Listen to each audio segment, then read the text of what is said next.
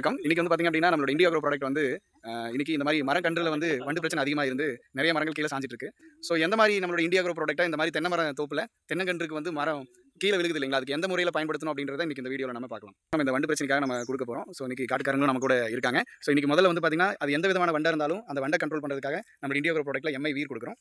அடுத்தது வந்து பார்த்தீங்க அப்படின்னா, சிட்ரா பயன்படுத்துறோம். இது 2ம் தான் அந்த வண்டு பிரச்சனைக்கு நம்ம பயன்படுத்தக்கூடியது. இது நல்லபடியா வேர்ல ஸ்ப்ரெட் ஆகணும் அப்படின்றதுக்காக நம்ம ஒட்டும் பசை நம்மளுடைய பிராண்ட்ல வந்து எம்ஐ ஸ்ப்ரே பிளஸ் இருக்கு. இது 3 தான் நம்ம குடுக்க போறோம். இந்த எம்ஐ வீர்ன்ற இந்த மருந்து வந்து பார்த்தீங்க அப்படின்னா, 1 லிட்டருக்கு 2 ml குடுக்க போறோம். 20 லிட்டர் தண்ணி நம்ம எடுத்து வச்சுட்டோம். இதுல வந்து பார்த்தீங்கன்னா, இப்ப எம்ஐ வீர் 40 ml இதுல நம்ம மிக்ஸ் பண்றோம்.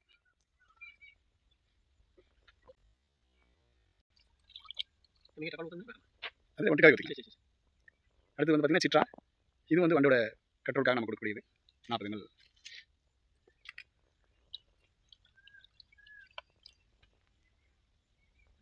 அதில் 10 ml இருக்கும். 10க்கு 20 சென்ட் இருக்கும். கொஞ்சம் சேர்த்துக்கிட்டோம். இது வந்து ஒட்டும் பசை நம்மளுடைய எம்ஐ ஸ்ப்ரே. ஸோ வேர்களை நல்லா ஊடுருவி போகணும் அப்படின்றதுக்காக நம்ம கொடுக்கக்கூடிய ப்ராடக்ட். ஓகே, இப்போ நம்ம மொத்தமாக இன்றைக்கி வந்து 50 மரத்துக்கு நம்ம கொடுக்க போகிறோம். ஸோ ஃபஸ்ட் இது நல்லா மிக்ஸ் பண்ணிவிட்டு ஒரு மரத்துக்கும் இதில் இருந்து நம்ம 1 லிட்டர் கொடுக்க போகிறோம்.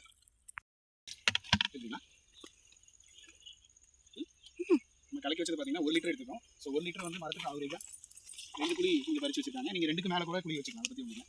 இந்த 2 குழியில் ஆவரேஜாக ஒரு மரத்துக்கு நம்ம வந்து 1 லிட்டர் கொடுக்குறோம். குழி வந்து நீங்கள் மரத்துக்கு தகுந்த மாதிரி ஒரு 4 குழி 5 குழி கூட பறிக்கலாம்.